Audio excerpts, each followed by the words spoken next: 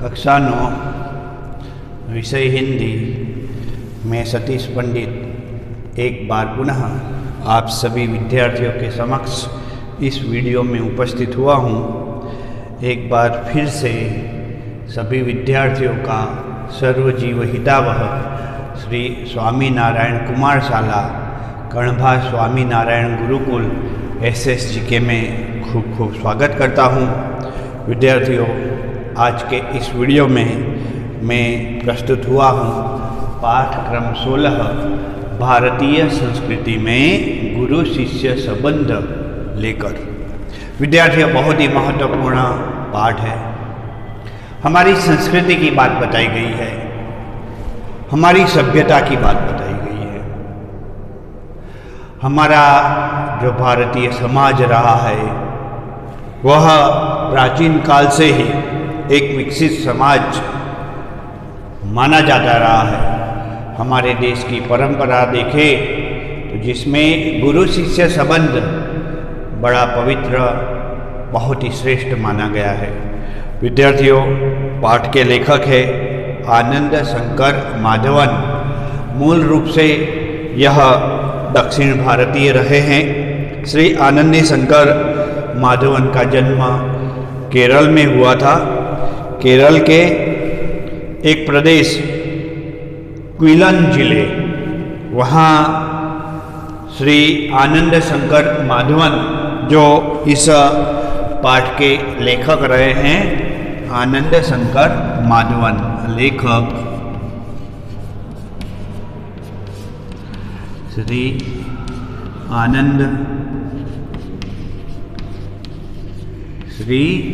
आनंद शंकर माधवन, आनंद शंकर माधवन। आपका जन्म केरल में हुआ है। केरल के क्विलन जिले में हुआ। डॉक्टर जाकिर हुसैन प्रसिद्ध क्रांतिकारी के संपर्क में आने के बाद उन्होंने हिंदू मुस्लिम मधुर संबंध स्थापित करने में महत्वपूर्ण योगदान दिया है। वे हिंदू मुस्लिम के मधुर संबंध के पक्षधर बन गए थे। महात्मा गांधी ने जब भारत छोड़ो आंदोलन किया, कौन सा आंदोलन किया? भारत छोड़ो आंदोलन, क्विट इंडिया आंदोलन। इसमें माधवन जी ने सक्रिय रूप से भाग लिया था और उस कारण उन्हें जेल में भी जाना पड़ा। उन्हें भी कारावास की सजा मिली, जहां उन्होंने हिंदी भाषा का अध्ययन किया था। जेल से छूटकर भारत भ्रमण को वे निकल पड़े और बाद में बिहार के मंदार विद्यापीठ की उन्होंने स्थापना की। सन 1984 में अद्वैत मिशन और सन 1985 में शिवधाम अभिनव शिक्षा नगरी की उन्होंने स्थापना की। अब आप तीनों संस्थाओं के संचालक हैं। मलयालम तथा तमिल दोनों ही भाषाओं में पूर्ण रूप से अधिकार होने के बावजूद श्री माधवन जी ने हिंदी साहित्य में साहित्य सर्जन किया है। उनके विषयों में दार्शनिकता और आधुनिकता तथा आध्यात्मिकता के दर्शन होते हैं। बिखरे हीरे, अनल सलाह का हिंदी आंदोलन, आमंत्रित मेहमान आदि उनका मुख्य साहित्य रहा है। आमंत्रित मेहमान बिहार राष्ट्रभाषा परिषद द्वारा पुरस्कृत भी है। विद्यार्थियों, श्री आनंद शंकर माधवन का यह लेख भारतीय संस्कृति में, हमारी संस्कृति में गुरु शिष्य संबंधों पर आधारित है। वे कहते हैं कि आधुनिक शिक्षा प्रणाली भारतीय गुरु शिष्य परंपरा के विपरीत हो गई है। यहाँ पैसा देकर के शिक्षा प्राप्त की जाती है। श्री माधवन जी इससे दुखी है। वे कहते यह सही नहीं है। इस प्रकार की प्रणाली सही नहीं है। हमारे भारतीय शिक्षण प्रणाली में गुरु शिष्य का जो संबंध रहा है वो परम पवित्र, अत्यंत उत्कृष्ट रहा है, जहाँ पैसे देकर पढ़ाई नहीं की जा सकती थी। वहाँ शिक्षक वेतन भोगी नहीं हुआ करते थे। उनका मुख्य उद्देश्य रहता था आध्यात्मिक अनुष्ठान। वे परमेश्वर प्राप्ति को एक उद्देश्य मानते थे और इसी उद्देश्य से प्रेरित होकर वे शिक्षण कार्य करते थे। लेकिन आज की प्रणाली, इंग्लैंड की जो शिक्षण नीति है उससे आधारित हो गई है। यूरोप में और ख़ास करके इंग्लैंड में इस प्रकार की शिक्षण प्रणाली चलती थी, जहां विद्यार्थियों को तगड़ी फीस देनी होती थी और उसके बाद ही पढ़ाई वे प्राप्त कर सकते थे। वे कहते हैं कि उन शिक्षकों का भी कहीं नाम नहीं होता था जो भारतीय परंपरा के अनुसार अपने विद्यार्थियों को शिक्षा दिया करते थे। वो अपना नाम हो ऐसा चाहते भी नहीं थे। उनका एकमात्र उद्देश्य अपने विद्यार्थियों से संलग्न होना था। पुत्रवत, वो अपने पुत्रों से भी ज़्यादा प्रेम अपने विद्यार्थियों से, अपने शिष्य से करते थे। विद्यार्थियों, सच्चा शिक्षक वही है जो अपने पुत्र से भी ज़्यादा अपने शिष्य को स्नेह करे, अपने शिष्य को शिक्षण प्रदान करे। लेकिन इसी कारण भारतीय शिक्षकों का उतना नाम नहीं हुआ। लेकिन वही शिक्षक यदि विदेश में गए और वहाँ वह नाम रोशन करके आए, तो हिंदुस्तान में आने के बाद उन्हें लगा कि पूरा हिंदुस्तान मानो उनका अभिनंदन कर रहा हो। स्वामी विवेकानंद का नाम ही ले लीजिए। इसी पाठ में आनंद शंकर माधवन ने इस इकाई में कहा ही है कि स्वामी विवेकानंद, जिनका बचपन का नाम नरेंद्र था, वे एक शिक्षक भी थे, लेकिन भारत में उनका नाम कभी नहीं हुआ। लेकिन विदेश में हमारे हिंदू धर्म, सनातन धर्म की बहुत ही अच्छी माहिती देने के बाद, विदेश में जब अपना नाम रोशन करने के बाद वह हिंदुस्तान में आए, तो हिंदुस्तान का बच्चा बच्चा स्वामी विवेकानंद को पहचानने लगा। यह बात बताई गई है। साथ में यह भी बताई गई है बात कि रविंद्रनाथ ठाकुर जी, जिन्हें हम रविंद्रनाथ टैगोर भी कहते हैं, उन्हें भी जब विदेशियों ने नोबेल पुरस्कार दिया तो उसके बाद भारतीय लोग कहने लगे, अमादेर ठाकुर, अमादेर कठोर सपूत। यह सही नहीं है।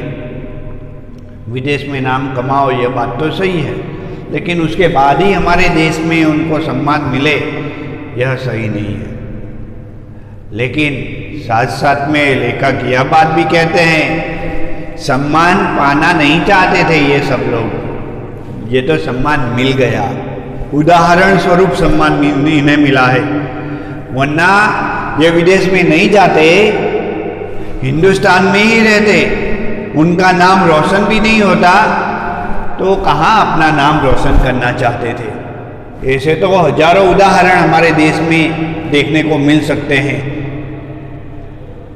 कि जिनका नाम रोशन न हुआ हो, लेकिन बहुत ही गुणवान हो, बहुत ही अच्छे शिक्षक हो। वह नाम रोशन करना शिक्षक का उद्देश्य नहीं होता।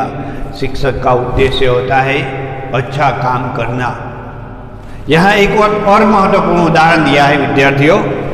मैं इस पाठ की महत्वपूर्ण बातें आपके समक्ष इस वीडियो में शेयर कर रहा हूँ, जिसमें एक सुप्रसिद्ध भारतीय पहलवान जिसने विश्व विजय प्राप्त की थी, ऐसे भारतीय विश्व विजेता पहलवान गामा की बात बताई गई है कि वह एक बार मुंबई आए और मुंबई आकर के उन्होंने पूरी दुनिया के पहलवानों को चैलेंज दिया कि है कोई मेरे से जो पहलवान गिरी कर सके, लड़ाई लड़ सके, मेरे साथ दो हाथ कर सके।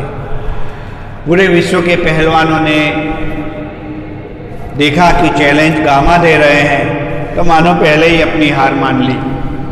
कुछ दो चार ऐसे गिने चुने पहलवान थे जो गामा को टक्कर दे सकते थे, लेकिन उनकी हार निश्चित होती थी। ऐसे में एक पारसी पत्रकार ने इस भारतीय विश्व विजेता पहलवान को कहा कि आप पूरी दुनिया के पहलवानों को चैलेंज दे रहे हैं, लेकिन आपके ही कई शिष्य इतने अच्छे हैं कि वह कुश्ती की इस प्रतियोगिता में आपको पटखनी दे सकते हैं, आपको हरा सकते हैं। आप पहले उनके साथ लड़ाई लड़ लीजिए। तो पारसी पत्रकार के इस प्रश्न के कारण गामा बहुत हतोत्साहित हो गए। उन्होंने कहा, मैं अपने शिष्यों के साथ किस प्रकार लड़ाई लड़ सकता हूं? मैं अपने शिष्यों को लड़ाई के, पहलवानी के जो दाव पेच है वो सिखा सकता हूं, लेकिन उनको पटखनी नहीं दे सकता, उनको हरा नहीं सकता, क्योंकि मेरा शिष्य मेरे से बढ़कर ही हो, ऐसे मेरे आशीर्वाद रहते हैं। हमेशा गुरु यही चाहते हैं कि उनके शिष्य उनसे बढ़कर हो। वह अपने शिष्यों के साथ कभी प्रतिस्पर्धा नहीं कर सकते। आपने कैसे कह दिया कि मैं अपने इस शिष्य के साथ लड़ाई लड़ूं? उसी समय गामा पहलवान का कोई शिष्य रहा होगा जो बहुत ही नाम कमा रहा था। गामा पहलवान ने कहा कि मैं ऐसा नहीं कर सकता कि अपने पहलवान को ही पटखनी दे सकूं। यह तुम लोगों का काम है, यह विदेशियों का काम है, अपने ही पहलवान को ही पटखनी दे दे। हम ऐसा नहीं कर सकते। यह है भारतीय गुरु शिष्य परंपरा की महत्वपूर्ण बातें। यहाँ एक और उदाहरण दिया है विद्यार्थियों, जिसमें भगवान रामकृष्ण परमहंस की बात बताई गई है कि रामकृष्ण परमहंस भगवान की तरह अपने शिष्यों में पूजे जाते थे, लेकिन रामकृष्ण परमहंस जीवन भर एक अच्छे सुयोग्य शिष्य की तलाश में थे। वे चाहते थे कि उनके आदर्शों के अनुसार उन्हें कोई शिष्य मिले। उन्होंने तो यहाँ तक कह दिया था कि मैं अपने बहुत ही आदर्श शिष्यों को ही हमेशा ढूंढता रहता हूं। रो रो कर उनको प्रार्थना करनी पड़ी थी अच्छे शिष्यों के लिए। देखिए, शिक्षक विद्यार्थियों को अच्छा बनाने के लिए अपनी आंखों में पानी भी ले आते हैं कि शिष्य अच्छे बने। रामकृष्ण को भी वह अनुभव करना पड़ा था, क्योंकि आजकल वैसे शिष्य भी कहाँ मिल रहे हैं। गुरु तो कुछ अच्छे मिल भी जाए, लेकिन अच्छे शिष्य मिलना बहुत ही मुश्किल हो गया है, कठिन हो गया है। गुरुकुल जैसी संस्थाओं में योग्य शिष्य मिल सकते हैं। मैं गर्व के साथ कह सकता हूँ कि कक्षा 9 के विद्यार्थी और कक्षा 10 के इस वर्ष के विद्यार्थी उस परंपरा के अनुसार ही है, बहुत ही संस्कारी है। आपकी तारीफ वर्गखंड में हुआ करती थी, खासकर आपके साथ साथ कक्षा 10 के विद्यार्थियों की भी, कि वह बहुत ही अच्छे चरित्र वाले विद्यार्थी हैं। ऐसे शिष्य, ऐसे अच्छे विद्यार्थी आप मिले भी थे हमें, लेकिन कोरोना महामारी के चलते पूरा वर्ष निकल गया, आप सभी के दर्शन नहीं हो पाए विद्यार्थियों। इसका भी मुझे बहुत दुख है, लेकिन क्या कर सकते हैं। भगवान करे जल्दी से जल्दी कोरोना महामारी दूर हो जाए और कोई वैक्सीन आ जाए, आप सभी को खतरा जो है हम सबके ऊपर वो दूर हो जाए, तो हम अवश्य पुनः गुरुकुल में आपको अच्छी तरह से पढ़ा सकेंगे। विद्यार्थियों, भगवान ईसा मसीहा उन्होंने तो एक बार कहा भी था कि मेरे अनुयायी लोग मुझसे कहीं अधिक महान है और मैं उनकी जूतियां होने की भी योग्यता नहीं रख सकता। गांधी जी बनने की चाहत कितने सारे लोगों में है। कई लोगों को हम पूछते हैं, हमारे भारतीय लोगों को, कि आपका आदर्श कौन है, तो वो कहते हैं महात्मा गांधी। तो यह है भारतीय आदर्श गुरु शिष्य परंपरा। विद्यार्थियों, आज के समय में जब पैसों से पढ़ाई होती है, साथ साथ में पैसों से ट्यूशन होता है, शिक्षक आजीविका चलाने के लिए पैसे लेते हैं, लेकिन बहुत अधिक मात्रा में पैसे ले यह भी योग्य नहीं है। उनका एकमात्र बिजनेस यदि पैसा कमाना है तो यह भारतीय गुरु शिष्य परंपरा नहीं है। विद्यार्थियों, आज के इस वीडियो में मैंने आपके समक्ष भारतीय गुरु शिष्य परंपरा के कुछ उदाहरण प्रस्तुत किए जो श्री आनंद शंकर माधवन ने इस पाठ में प्रस्तुत किए हैं। आने वाले अन्य वीडियो में पाठ वाचन के साथ साथ महत्वपूर्ण जानकारी भी लेकर मैं आपके समक्ष उपस्थित हो जाऊंगा। तब तक के लिए मैं अनुमति लेता हूं। जय श्री हरि, जय स्वामीनारायण।